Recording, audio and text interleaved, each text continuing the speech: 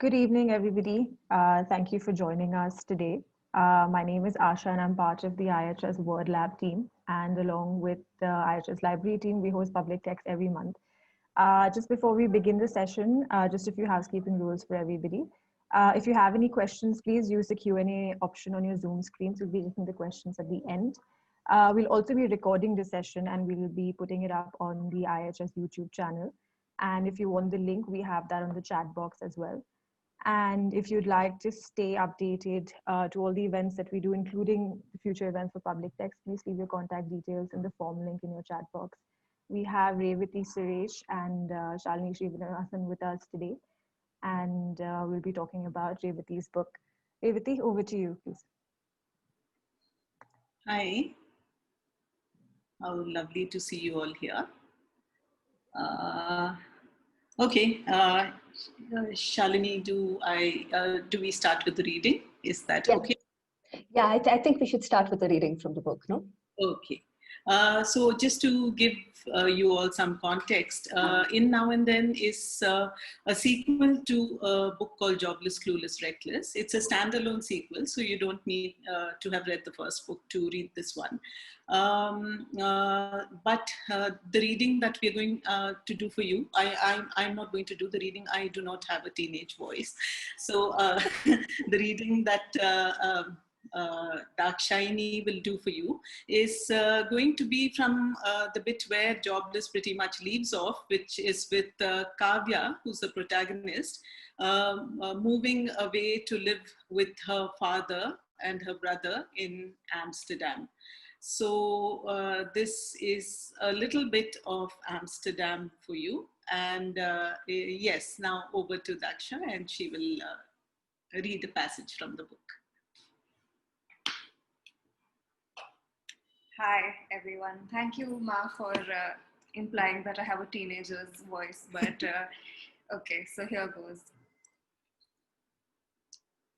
I let myself into the house, clamping my jaws to keep my teeth from chattering in the cold. To my left, in the small passageway, is a tiny toilet, and right next to it, a closet for shoes and rain gear. I stomp my feet on the mat to shake raindrops off my boots, and hop around, removing one, then the other. I've been staying back in school to catch up with math and chemistry, where I've fallen behind. I'm not doing great at physics either, and I know I'll have to have a talk with Appa about it soon, but for now, I'm doing the best I can to cope. I hang my jacket on the coat stand and walk past the darkened stairs that lead to the basement. There's a mini gym and a laundry room there. This part of the house always smells overpoweringly of the squishy aerial detergent gel balls we use, as well as other strongly scented cleaning agents. But right now, there's rasam in the air too, clashing most unpleasantly with the rest of it. Feeling slightly nauseous, I hurry past the parlor that's hardly ever used because we tend to hang out in the den on the first floor. If sitting around swaddled in varying layers of resentment and making snide observations to pass time can be called hanging out. Spiral yellow stairs go up to my room. The walls alongside are a pale cream, and they host photos of no one I'll ever know, but who accompany me every step of the way. Grim visages from centuries past. Families that didn't know a thing about saying cheese. Some days, they stare so hard that I have begun to avoid their eyes. They know I don't belong here, and in their critical gaze, I feel the coldness of the winter setting in. By now, I know that the festive exuberance of Ava Camp is all fake. I'm never going to skate around town with strangers or play any other stupid icy games for that matter.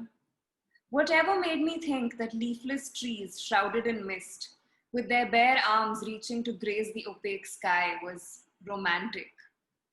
Grey clouds tinged with dusty orange and dull autumnal gold aren't about warmth at all. They hint, instead, at a sun that never intends to keep its appointment. Thank you. Yes. Yeah, I really like that bit. I think one of the interesting things about this book is the way Kavya keeps sort of hopping locations, right? She just keeps bouncing around from Amsterdam. She goes to Kaza, she goes to New York, she comes back to Bangalore. She's always bouncing around. Why did that end up happening, Revathi? So the thing is that I moved her from Bangalore to Amsterdam, and then I had to kind of evoke Amsterdam a little bit, which itself was a challenge. But since the book moves between the now and the then, the past and the present, and then there's another past which is from the previous book. So the thing was, how do I juggle all of that and bring all of her life and condense it into something which, clearly the movement had to happen. I had, for whatever it was worth, created the Amsterdam situation for myself and put myself in a bit. So, to be fair, I think you put Kavya in the Amsterdam situation, not yourself. Yes.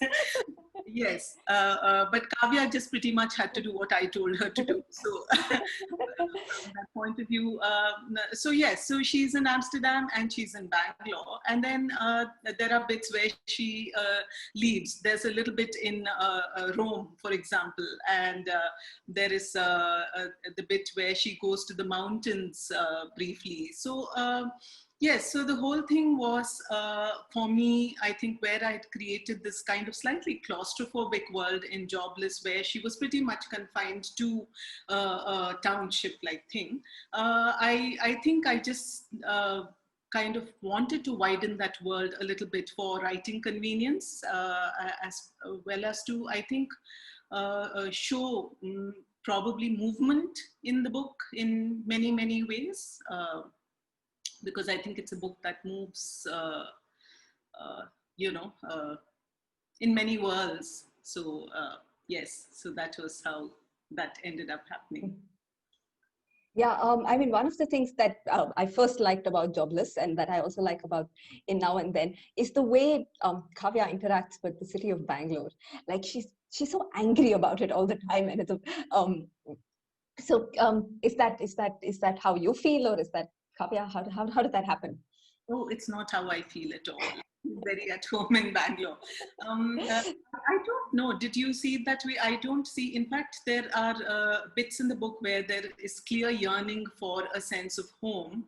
And I think she is not quite able to locate where that home is. There is, I think, a yearning for something known more than anything else. So from that point of view, Bangalore is the only place that she knows. And while she's in Bangalore, she doesn't seem to feel that sense of, the city being part of her.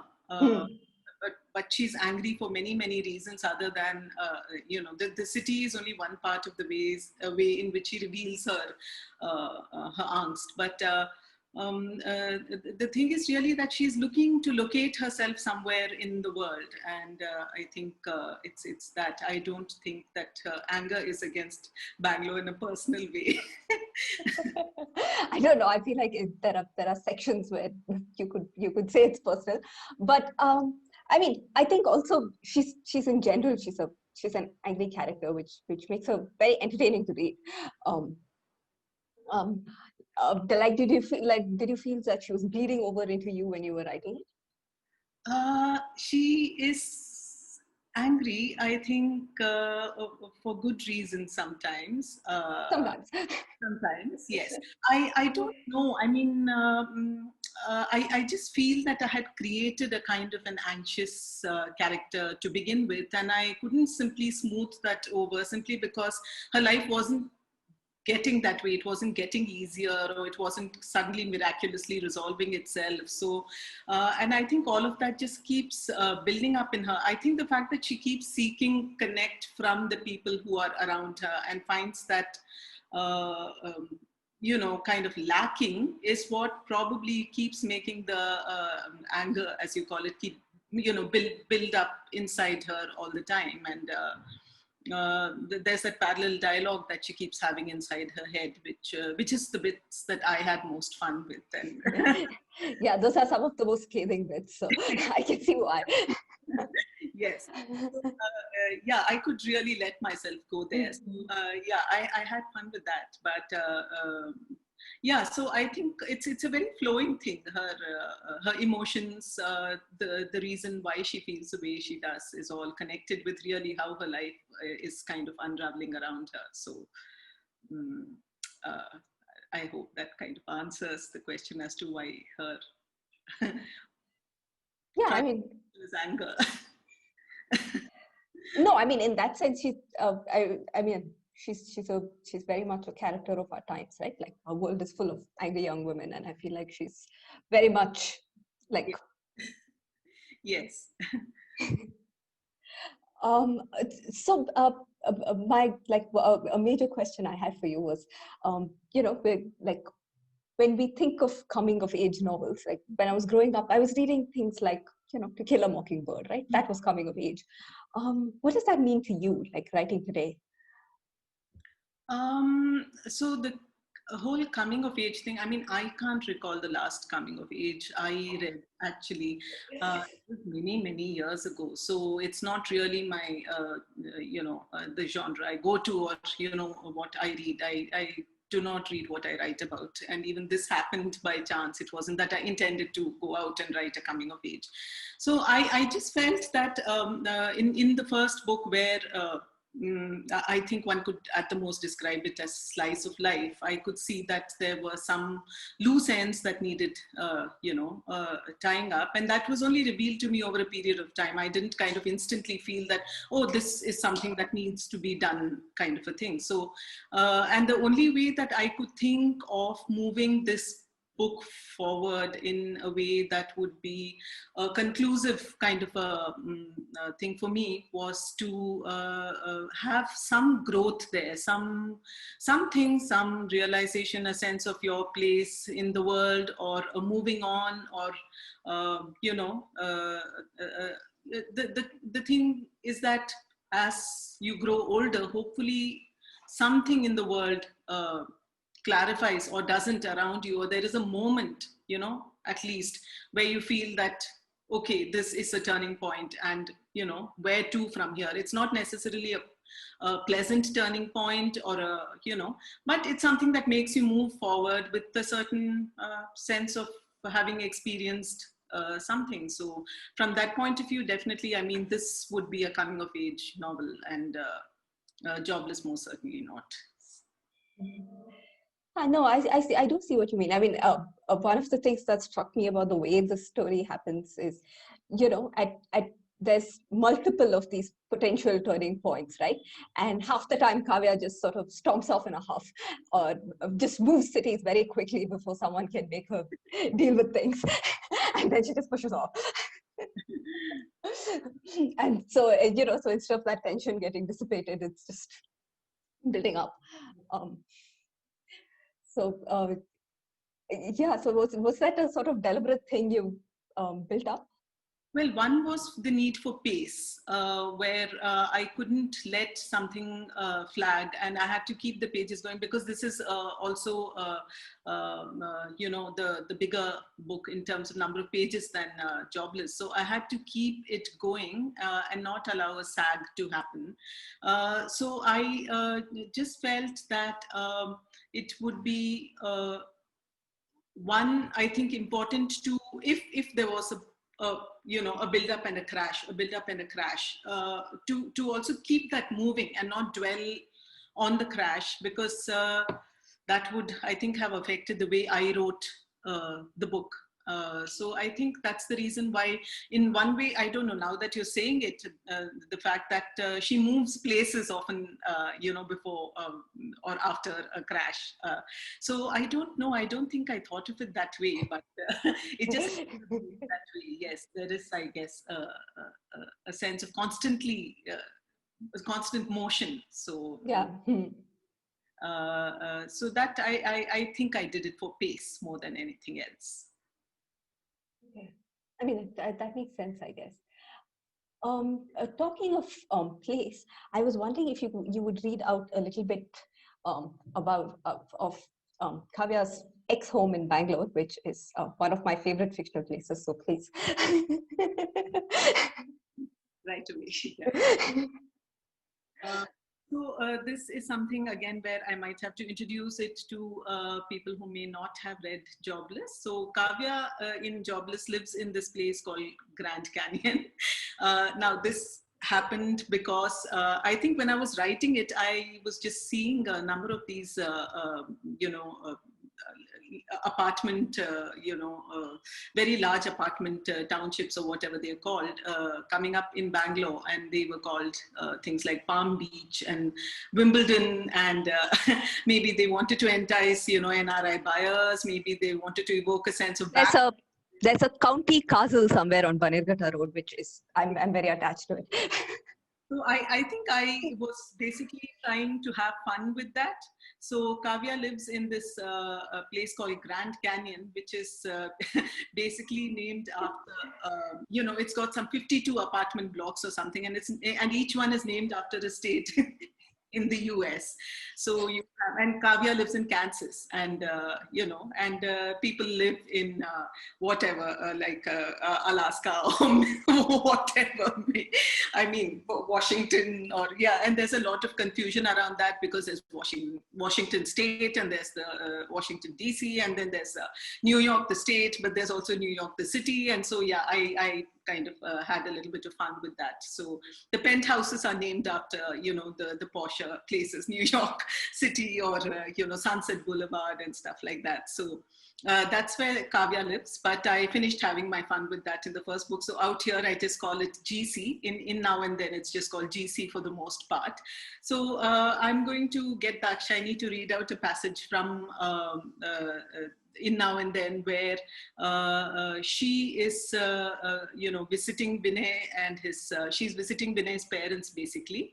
And she, returns to Grand Canyon for the first time in this book. And yes, her experience as she kind of recalls, her time there. So yeah, over to that, Shiny, again.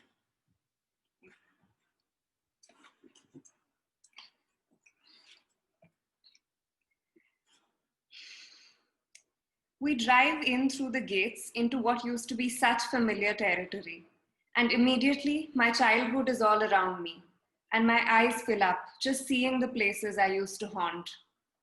The play area has new equipment, and there's a mini badminton court where kids are throwing a ball around under white lights.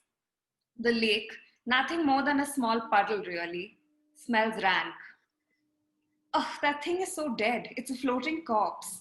And look at that fountain, like a dead body pissing on itself. Vinay sends a quick glance my way. They keep draining out the water and refilling it, but it's just a shallow pool with a bottom, he agrees. And they built it right in the middle of their great and glorious states. Like it's the fucking cradle of civilization or something. Such a stupid waste of space, right? They had trees there instead. Premium Lakeview apartments, that's how they sold it, remember? Well, I guess the New Yorkers get a good whiff of it when the wind blows and the cradle rocks. Is Anant Uncle still around? New York's been empty for a while. Anant Uncle, the library, is closed. He spends most of the year with his daughter in Singapore. And Raghav, I guess he's a granddad now. Vinay grins and I faint. Don't be mean. It's only been 4 years or so since you left. I heard he got married a year ago, though, to one of the girls who used to sing at his place regularly. He set up some small eatery, restaurant, something. The music happens there now. You never used to be there, no? I unbuckle my seatbelt and shift in my seat till I'm half facing him. I'm surprised you remember. You never used to notice me. That was not my scene. Also, I had tuitions. Why on earth did you need tuitions? Everyone went for tuitions. I didn't mind, frankly. I had better friends there than I ever did here. I never fit in here. High-class people. I give him a skeptical look. I don't know about that, though I guess I get what you won't understand. You were one of them. Hi, class, I squeak. Like you thought I was a snob? He doesn't answer, and I mull over that, more than just a little stunned. Is that how I came across to others? I can drive past Kansas, Vinay offers. No, I'm good. Too many memories of Mowgli there. I can't possibly go into Vinay's house crying my heart out like I've lost everything. He shoots me a quick look. It's only buildings, Kavya, nothing more. We come to a halt in front of Idaho, and I thought Kansas was embarrassing.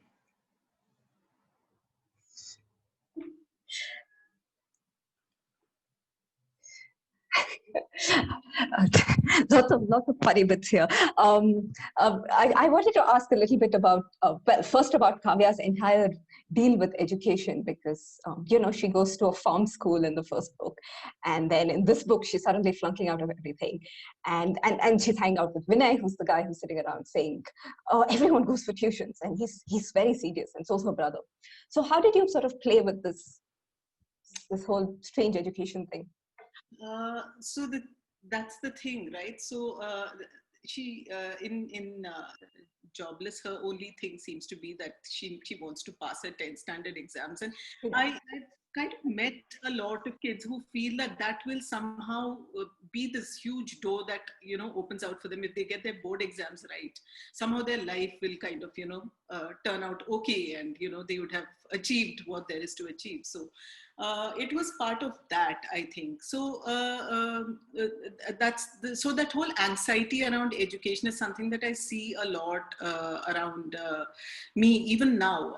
I mean, I think we're made that way, right? So much pressure from parents and from peers and your own expectations and all of that. So so that was the thing, that somehow if education worked out, everything would be okay. And then where do you come to if that kind of stalls, or so how big a role do we actually give this whole thing in our lives, and how important is it? Because as you grow older, you know that there is more, but these are moments of anxiety that all young people experience, and it seems to be an endless kind of a thing which I don't know, we haven't been able to resolve. So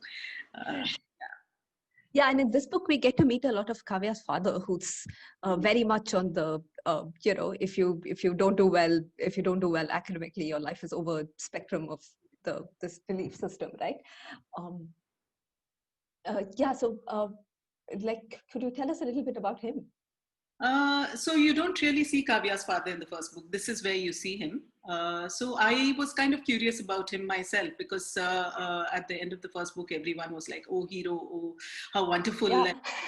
that was kind of very puzzling to me, because my only thing was like, how do you know that character? Because I don't know him. So I just introduced him. How do you know him? But a lot of people felt that he had this kind of, he'd done this remarkable, amazing rescue act kind of a thing. So I wanted to know him. Who was he, and what his story was? And while I think I wasn't able to completely kind of explore him, you certainly see where he comes from, and you can see where there are areas of conflict for him, with to do with education, and how the family kind of sees or feels about education. And then you see the mother on one side, you see the father on one side, and you think, and Kavya thinks she has what she wants, but then does she get that anyway? So so the father is basically, I think, for me, an interesting and enigmatic kind of figure even now. So there's lots of him that I don't know, and I have no intention of exploring. I mean, you're saying this, but then 5 years from now you'll be writing another. How about Vinay? So, I mean, he was sort of very much a bit character in the first novel, right? Like I like when I did my reread, I looked out for him. Like, where is Vinay? But here suddenly, and I think partly because in many ways he sort of he has the same views on education as Kavya's father, right? And he's sort of there going, formal education for everybody, degrees for people. That. So how did you decide to sort of pick up Vinay and So one thing for me very clearly was I didn't want to really create new characters and figure out what they were going to be about, because I already had characters about whom we didn't know anything much at all. So the thing was to try and discover those characters and try and probably understand them better rather than bring in, new people and try and figure out from scratch really what they were all about. So that way Vinay fit in very neatly, because in the little bit that you do see of him in the first book, you kind of get that he's somebody who takes his academics very seriously and is out there to probably go achieve and do things like that. So the tricky thing was for me to locate Vinay in the same place where Kavya is. So I just managed to find place in the neighborhood where he'd fit.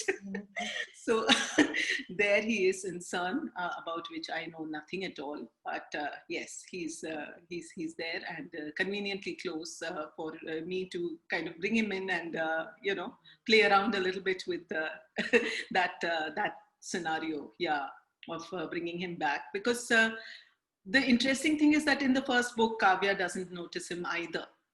But there were a few people who were kind of annoyed at me for not bringing the good guy to the, why did you not highlight the good guy? And, why is it about the bad guy? So, I play around with that a bit, yes.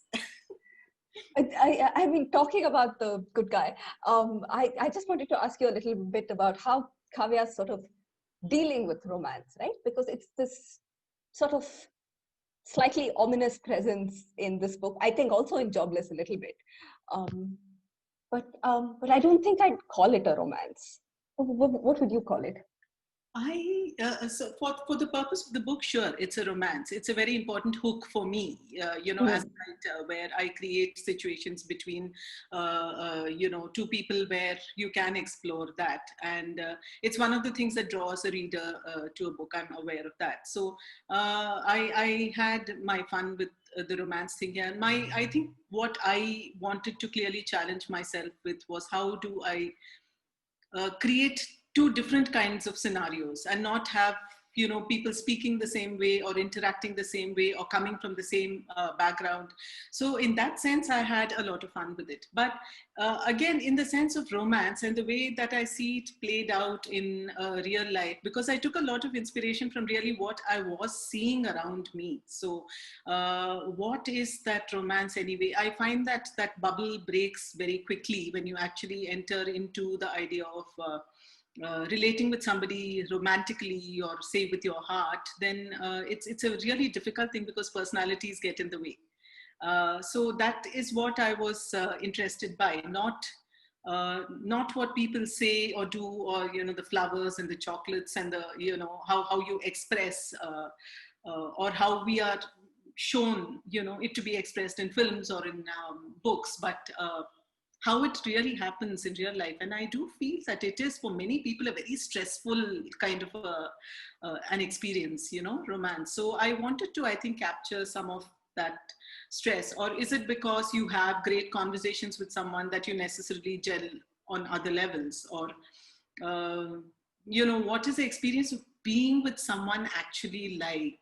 So I think that is what I wanted to get into, not so much the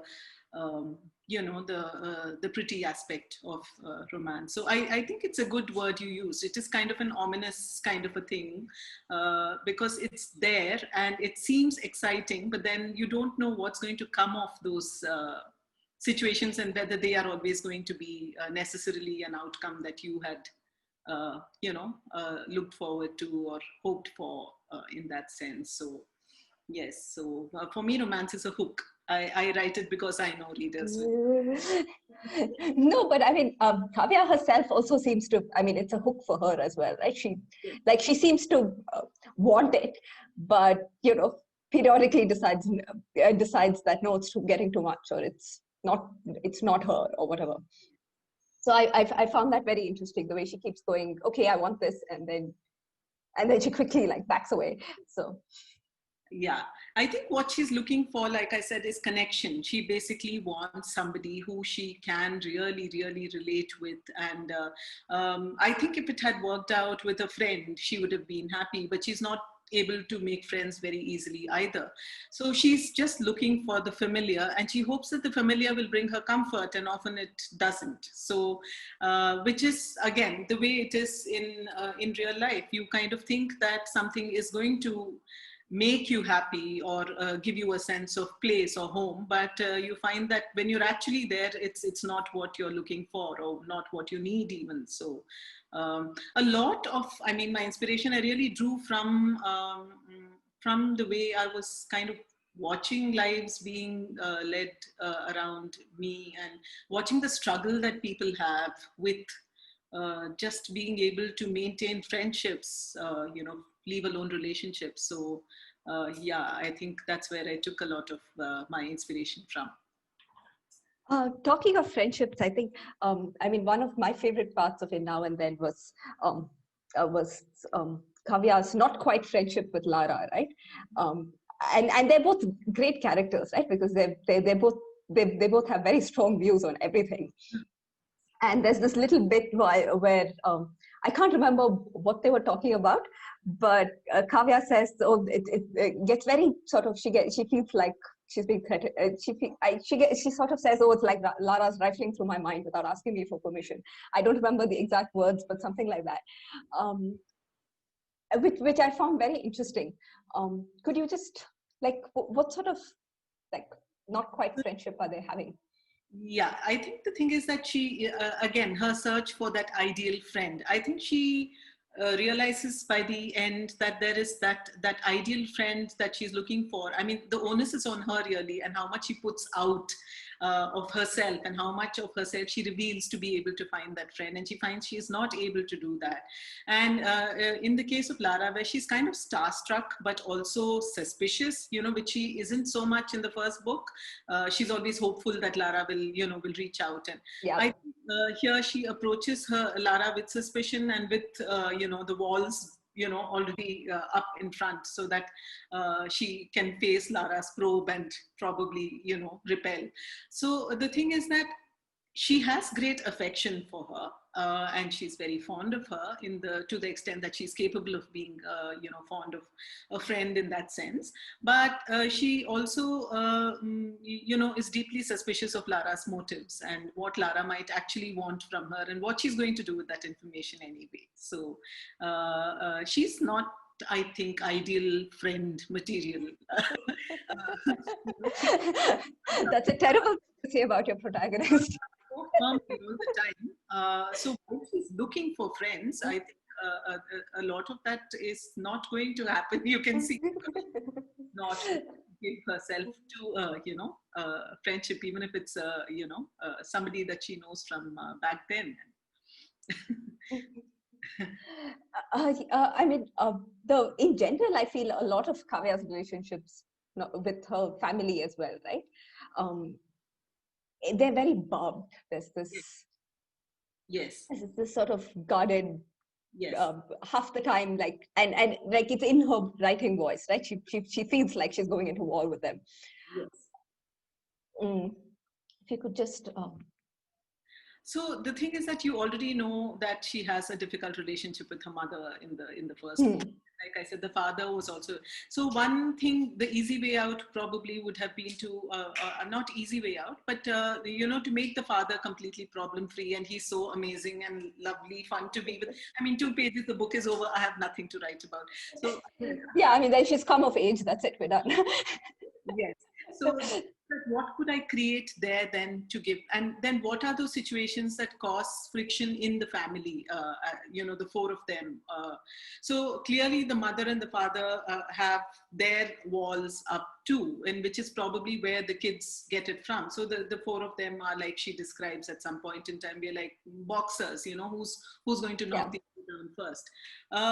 But I would say that there is more to that relationship than what you see. I mean, because you do see moments of affection, or moments where one is moved by the other, that kind of thing. So again, these are very, I think for me, very real situations in families where the struggle to understand children as far as parents are concerned, and from the on the part of children, there's absolutely no kind of parents don't seem to understand them. They don't seem to extend support when they need it. So you are kind of growing up on your own in a way, with a whole lot of challenges facing you without really being able to talk to your parents because they don't seem to welcome conversation. So then where do you go from there? So clearly communication, I mean, whether in the first book or here, is a big thing. Communication becomes everything at some point in time. That the things we say, do, the things we don't say and don't do at all. So again, drawn from, I think, nothing that I've seen in that sense, but things that you hear, and you hear of the challenges that people face, and irrespective of whether they are the younger lot or the older. So yes, again, coming from there. So it's an interesting but very real, again, for me, family. So. So actually, I wanted to ask you a little bit about writing Kavya's voice, because I mean, she's very teenager-like, and in fact, it's a little uncanny. How did you sort of arrive at it? So one challenge I did face when writing In Now and Then was what age do I place her at? So it wouldn't make sense for me, I felt, to keep her where she was, because I think I had finished dealing with that early teenage or that middle teenage kind of thing that, the first book it touches upon. So if I were to make her older, then I would have to sustain that voice, but make it slightly older. And then it's In Now and Then. So in the then, she had to be a certain age. In the now, she's slightly older. So how do I create those variations in her voice and always make her the age that she's at? To some extent, that happened very organically because I think I had some clarity on how she would sound when she was, say, 17 or 18, which is what she's in the then. And in the now, by putting her in situations with her mother, again, I was able to give her maybe a slightly more, mature kind of a voice. I don't know if she's... You're just politely saying she swears a little less in the now. No.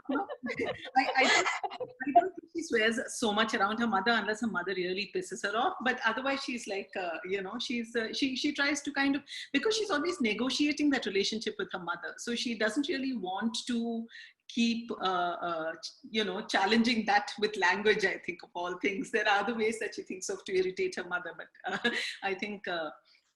So that was the thing, that essentially creating three voices, and I don't know how it happened. In a sense, it happened organically because I was so into the book when I was writing it, and things seemed to flow in a very natural way. So I just found that writing voice, and if I get Kavya's voice right, I know that most of my writing will work out for me on a given day. That's how it was. So.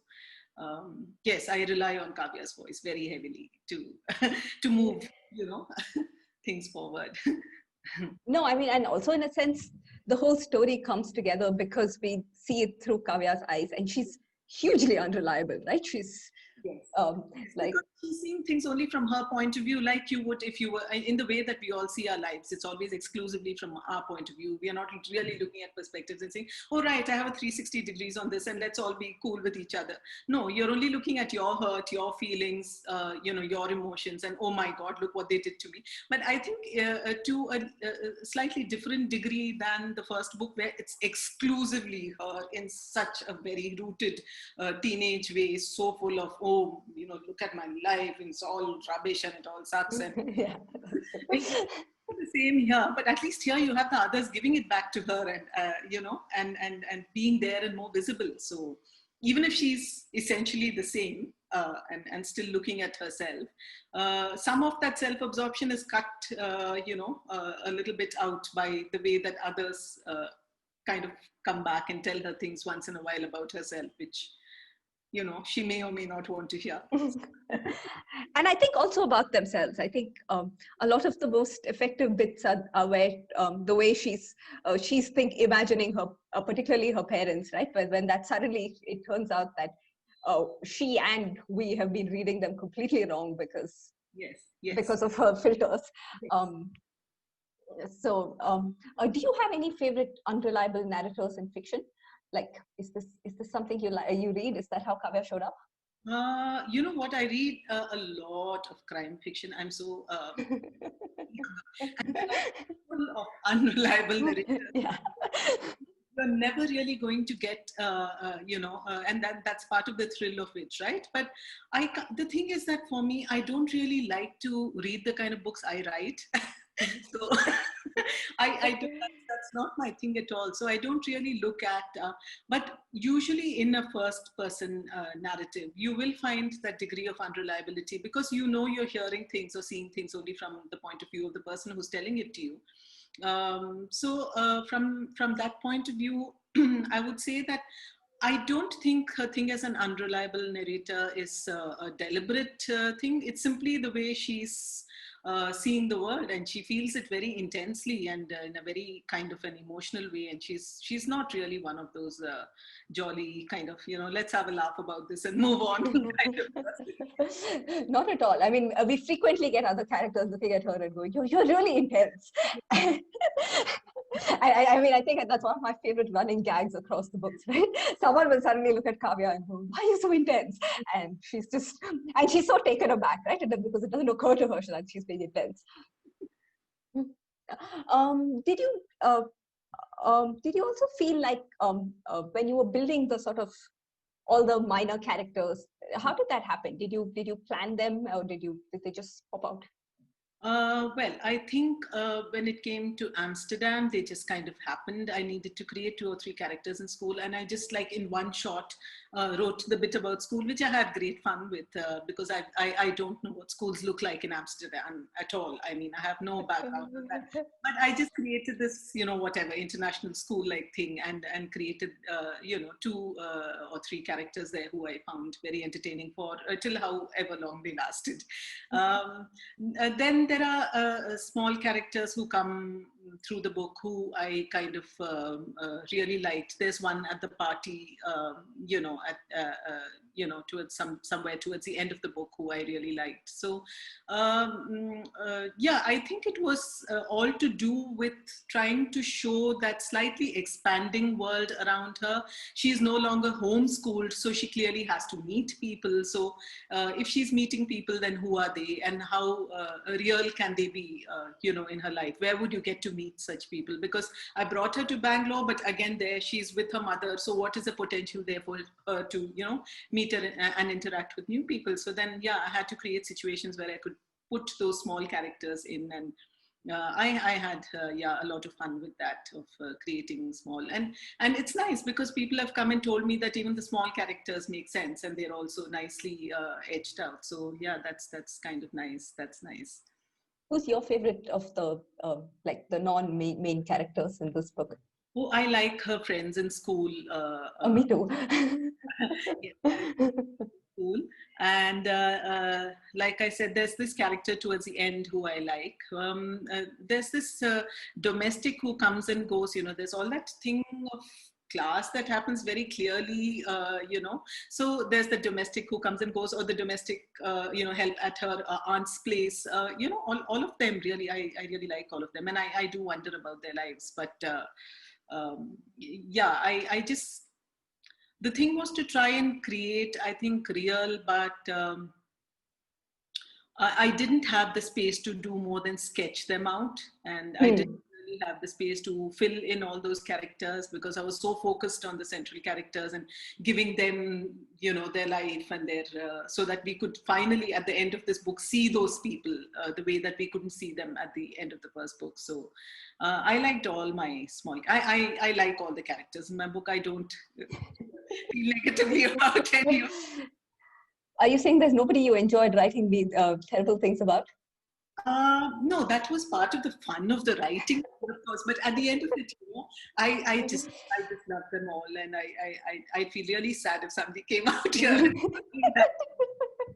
So they're all very dear to me. I created them. Talking of a fictional character likes and dislikes, what is Kavya's deal with dolls? Why does she dislike them so much?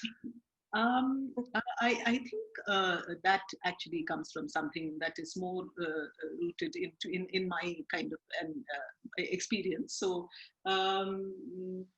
this whole thing of dolls, and so even while I was growing up, we had these two dolls at home, a boy doll and a girl doll, and there's something very dead looking about dolls. For me, and I think, yeah, some of that I kind of lent to Kavya a little bit, because I know that dolls are used for, I mean, they're useful in play, and I think for children to socialize, or even, but it's a little bit creepy for me to have very small children mothering little dolls, and why would you do that? You're very small yourself. Why do you want to play house? Little whatever, yeah, it's a little bit creepy for me. So I think some of that I kind of lent to Kavya just to have fun.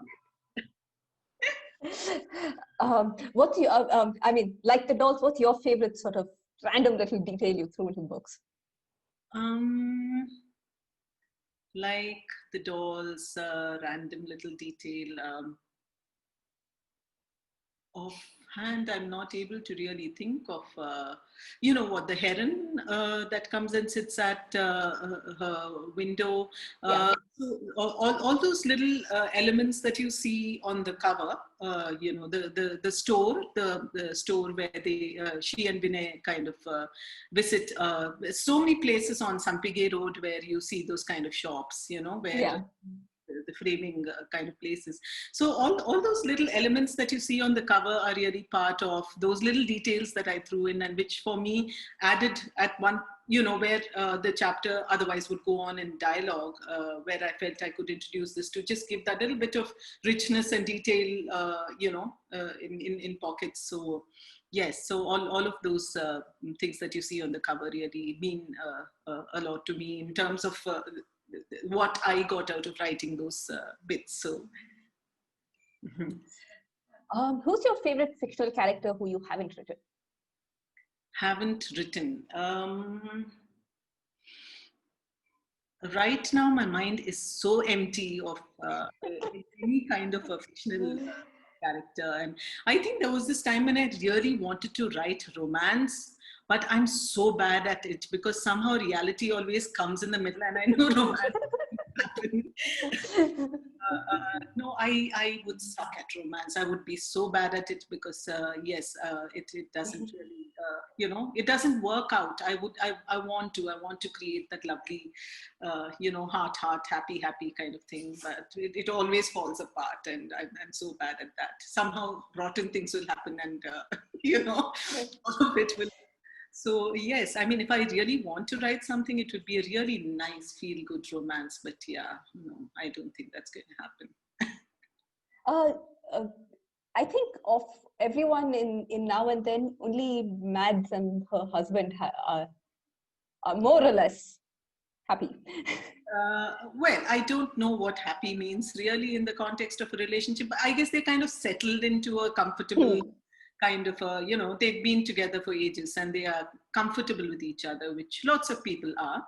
But it's I think it's not that it's because it shows exclusively this world around you. I mean, clearly, Vinay has his issues with his parents, but he's kind of come to some kind of an understanding of how, how to kind of work out things with them. So it's not like anyone has, I don't know. I know very few people who have terrific parents or are terrific parents themselves, and everything's so great and hunky-dory in their lives. But yeah, I mean, I felt that those two looked settled in the first book, and I didn't see any reason to disturb them. I mean, they're the closest to a happy ending, so I think it's a good thing. Yes, if there is such a thing as a happy ending, yes. Okay, we are almost out of time, so I'm going to ask you the last question. What's your favorite sequel that you've read? Trying to think now. Favorite sequel.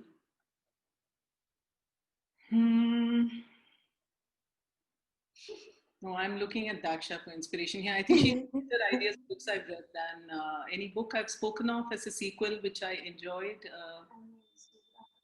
Oh yes. Well, it's not really a sequel in that sense, but Sue Grafton's Alphabet series, where the same character occurs over and over. They're all about Kinsey. They're not sequels. They're all standalone books. But yes, the character occurs over.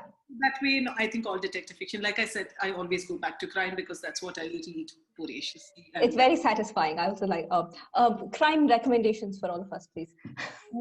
Sue Grafton, I always go to her. I always go back to it. I mean, I need her laughs. I find Kinsey so funny. She's funny, and she's all the things that I think like and admire in a woman. So definitely Kinsey. I also recently discovered Will Dean, who has this detective called Tuva Morrison. I read that. Okay. So the books are set in Sweden, I think, where you think crime is very low and things don't happen there. But we are kind of told repeatedly through, whether it's Wallander or, this. Of course, yes. I love Wallander. Very gory crime takes place, and yes, they need. So yes, Will Dean I discovered recently. Who else have I read? P.D. James always, yes. P.D. James, so literary and so amazing. And I think she was half in love with Dalglish herself, but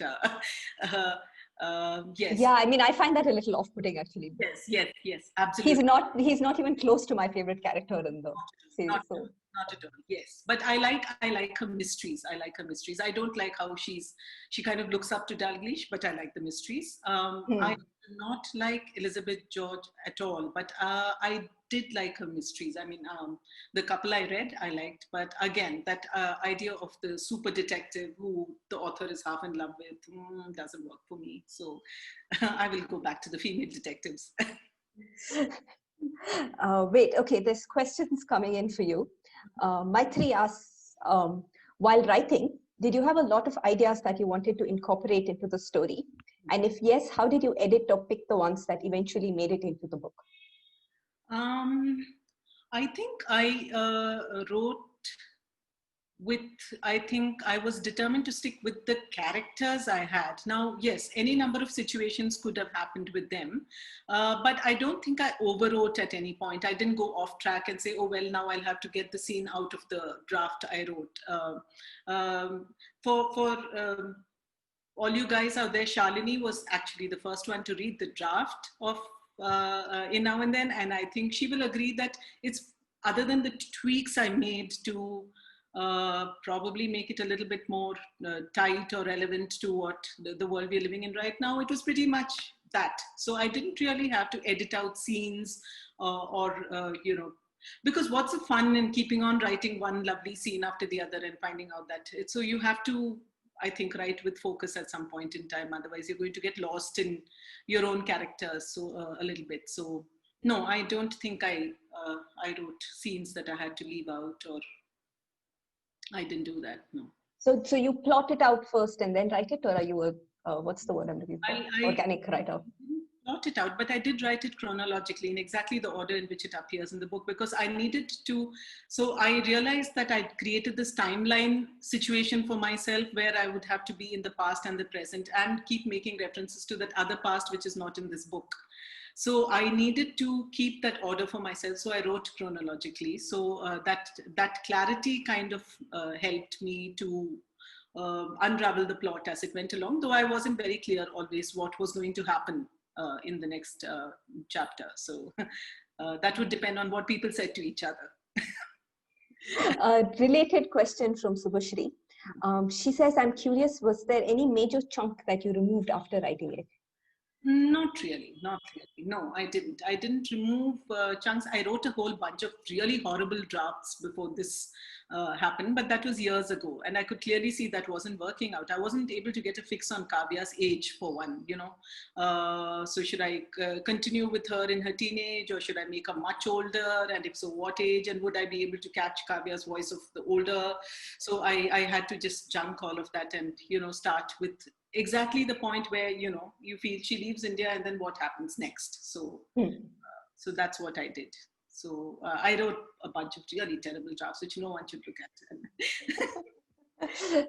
On an average, how many drafts do you write of a book before you decide that, okay, finally this draft is workable? So in the case of In Now and Then, it was, I think I did about, more than drafts, I just kept tweaking it. I just kept working it for language, for tightness, for trying to find, but really I didn't have a big struggle in terms of, I'm going to have to, you know, this entire thing will have to go to the bin and I'm going to have to restart. That didn't happen. So when I started writing, I wrote really fast, and I just kind of went with that, with the flow of what, I mean, I just allowed the characters to lead the way, and I worked with that. So I've just written 2 books. The first one, I think I may have had maybe 2-3 drafts, but this one, not so much. This one happened very quickly and pretty much stayed the way it was, you know, when it got published. Radha asks, why was there such a large time gap to the first book, and when did you decide on the second book? So I wasn't very convinced after the first book that a sequel was needed at all. I was like, no, let's be done with this. I was just having fun. Okay. I mean, Jobless was me having fun and nothing else. I didn't go out there saying, I went out there saying, I'm going to write a book, right? Everyone's writing a book, so I'm going to write a book. And that's all it was. And I think it shows in that. And despite that, there were people who came back with, hey, I like this. And that kind of took me by surprise a little bit. So when I was done with that, I was like, I said, I'm going to write a book. I've done it now. I will set it aside and get on with life. But over a period of time, I think over maybe a year or 2, I kind of began to understand what people were asking for. And then I began to see those huge gaps, right, in Jobless. Who are those people and what is this world, and why are we not able to see those people clearly, and why, despite it being such a sketchy kind of a thing in one sense, are people saying, no, there's potential here. So then I began to see that yes, there was a story to be told, and it could be done by revealing those people as I move the story forward, you know.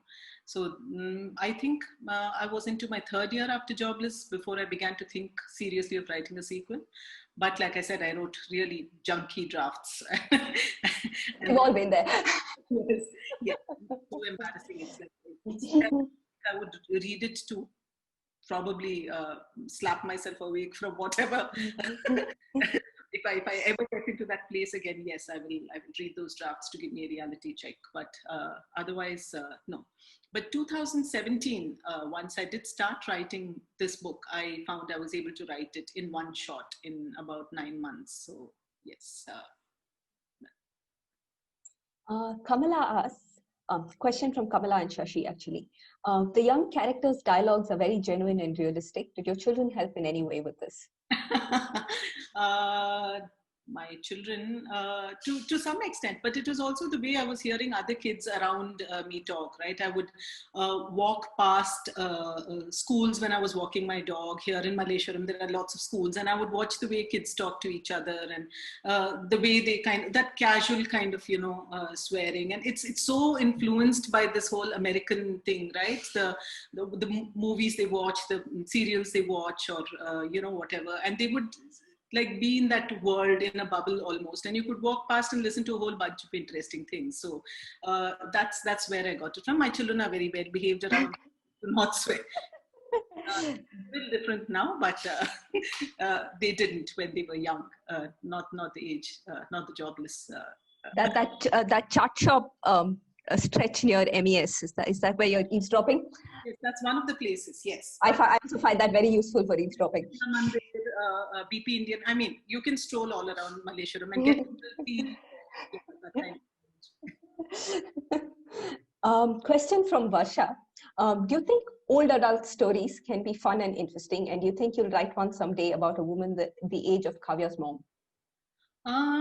I mean, I would love to, but the thing is that I never plan books, you know, either they happen or they don't. And right now I'm so exhausted with this. I do not want to think of myself in association with another book, you know, for a little while. I think everyone needs a little bit of downtime. I think maybe some people very quickly move on, you know, but you need to have a very solid idea to be able to do that kind of thing. I'm certainly fascinated by Kavya's mother and, you know, and older, you know, women around me and the experiences that I see. But I don't know if I'll be able to put it down, you know, in a way that for me at this point in time would make a good piece of writing. So. Nitila asks, there's a scene in Amsterdam where Kavya intentionally provokes a violent reaction from her father to push things over the edge. Till then, I saw her as slightly chaotic, but not really calculating. So I was wondering what you had in mind when you brought out this side of Kavya pretty far into the book. Again, for me, I think without kind of being spoilerish or whatever, I feel that everything is building, the momentum is building towards something in the novel. So for me, while writing it, I wasn't very clear what it would build towards and how that, where that peak would be reached, or how one could recover from that peak as a writer. Then how would I take it forward? So I had to make that momentum build by making those emotions build and build and build in the characters. So I think it kind of worked in a very, I don't know, it all just came together in a way that made sense to me at that point in time. So I'm not, again, I'm not, that scene itself is not very clear to me. I mean, if you were to ask me for motives and who did what and how it came about, I'm not willing to go into that. It's just one of those things that happens, and it's for the reader, I think, to experience that for themselves and see what, you know, and how it came about, rather than my offering explanations as to who had what in their mind. So. Esther asks, are you currently working on any new book projects? Not at this moment. In Now and Then has kind of exhausted me. I think the whole process of writing it, and then, you know, I looked around for a publisher for so long, and we are still in the process of, I mean, the book has been out 2 months, so you know, in a sense, it's very new, and reactions are still coming in, and I'm still kind of, you know, you want to sit down and relax a bit, and but I do have a couple of small children's books in mind, which are nothing to do with this world of young people. I think I will just put them in the drawer for now. Yeah, I do have a couple of small children's books, yeah. Anmol wants to know, when writing about young adults, one often sees them being portrayed as caricatures. What measures did you take while writing to not fall into that trap? I know so many wonderful young adults, and I cannot see any of them as caricatures. So I couldn't see myself actually making cardboard cutouts of any of them in, you know, in the book. In the same way as I find that all of us are flawed. And I think it makes sense for me to present people as flawed, but to present them as black or white or this or that, which is why I don't buy into the good person, bad person, you know, a popular person, not popular person. I've never understood the popular person thing myself. I've tried to figure out what makes a person popular. And it's never anything to do with your status in life or how much money you have or what. It's not to do with that. It's just that they have that certain something, a certain quality that makes people want to gather around them. So playing with those kind of stereotypes can get a little dicey, you know, then you end up being very superficial. So like I said, I know lovely young adults. I know people around me who are so wonderful, such smart, bright, amazing young people. And I see no reason whatsoever to caricature them or make them out to be anything less than what they are. So. A second question from Anmol, which is, could you tell us a bit about Madhavi and Mark, what you had in mind while creating them and their role as a balancing force in the story in some sense? That's a good kind of a this thing, actually. The fact that they are a balancing kind of a, and they're so needed there, right? Because everything else seems to be so out of sync. So one is to, I think, give everybody the sense that this is not entirely a lost, universe. You do have people who have perfectly good relationships, are able to sustain those relationships over years, and make a go of it. It's not that they are relationships without problems, but you go on despite that, and you manage to create a kind of a balance. I think what was interesting for me was that I did not create for them an offspring who could have, played spoil sport a little bit there. So that way I kind of, cleared the path and, made it a little bit easy for me to have Kavya and Ditto to have somebody who they could really kind of go to if, when they felt the stress of their parents from that point of view. Yes. But imagine how well adjusted their kids would have been. Well, relatively. Yes. I'm very sure that wonderful people make great parents. I don't buy into that. Some of the most amazing people might actually end up having, difficult relationships with their children, and they are just able to relate, I think, better simply because one, they're both teachers. So that is one thing that they both are before they come farming here. So that is one part of it, and probably a natural empathy for children from that point of view, and also the fact that they have seen these two struggling with their parents and the relationship, and I think they probably just kind of put themselves out there as proxy parents whenever they are able to. So. A question from Ini and Indu. What's your way of dealing with writer's block? Do you encounter it? All the time. I hate it.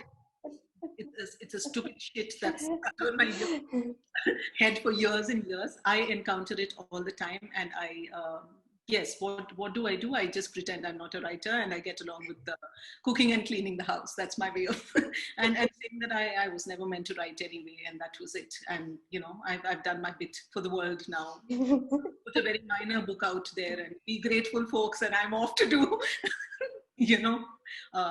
housework or whatever it is that gives me, and housework does give me joy. Yes.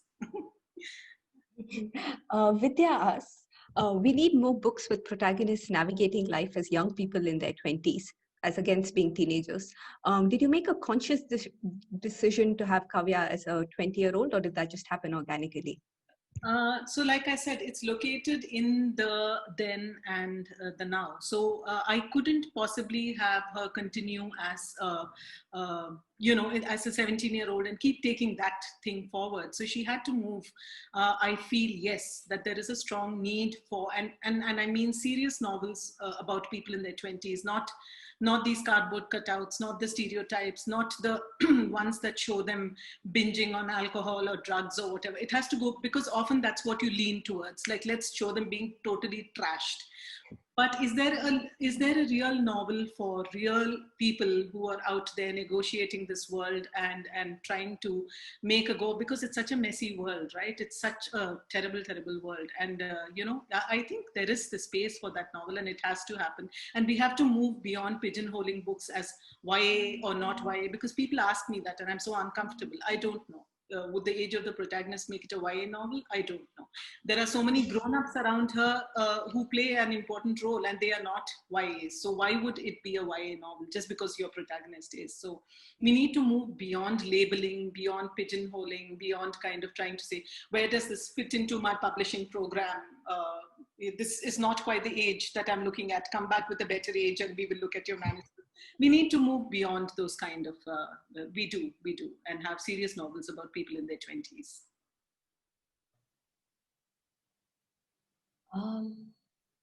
Yeah, I think you have successfully answered everyone's questions. Great. We'd just like to thank both Shalini and Revathi. This has been a really wonderful, insightful, full of questions. It's been a lovely chat with you two, and also to everybody who's attended. Just as a reminder, for those who attended, you can do take a look at the IIHS YouTube link, because we'll be putting up the recording tomorrow over there. And also, if you'd like to sign up for updates and our newsletters, you can just drop in a line, or you can sign up on the form link that's given. We're also available on Facebook, Twitter, and Instagram, so you can get regular updates from us. Thank you to everybody who's joined us. I hope you have a lovely evening after this. Thanks.